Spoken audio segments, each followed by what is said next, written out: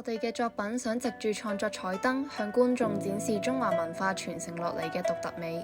既然要設計一個富有中華文化嘅彩燈，梗係要揾最代表同埋最傳統嘅文化特色啦。彩燈透過不同層面，令觀眾更加了解中華文化背後嘅意義同埋傳承，以圖畫更深層去解釋中華文化。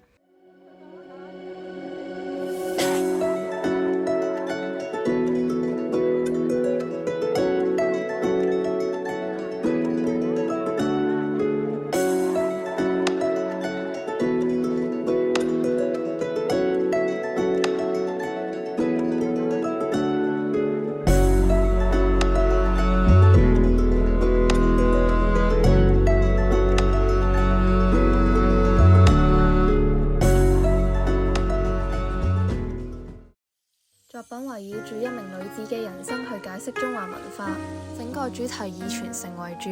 中華文化係時代代代相傳之下嘅產物，表達到祖先嘅生活方式同埋思想理念。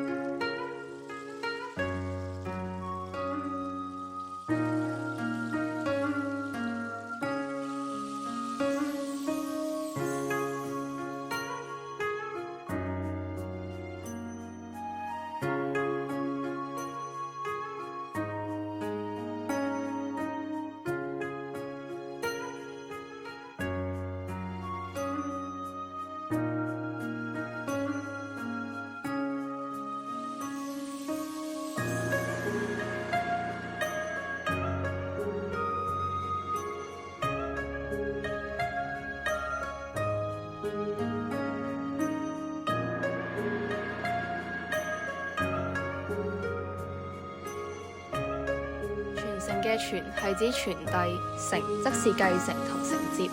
因有兩者嘅存在，中華文化先可以代代相傳，有5000年嘅深厚。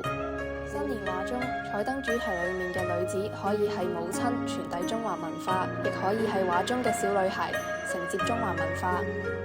無論嗰一名女子係邊一個角色，佢都喺度傳承緊中華文化。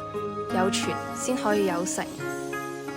喺歲月嘅流行中，我哋係有責任去保護同埋傳承中華文化，亦喺我哋不知不覺中，早已喺生命留下中華文化嘅美，等待他人承接。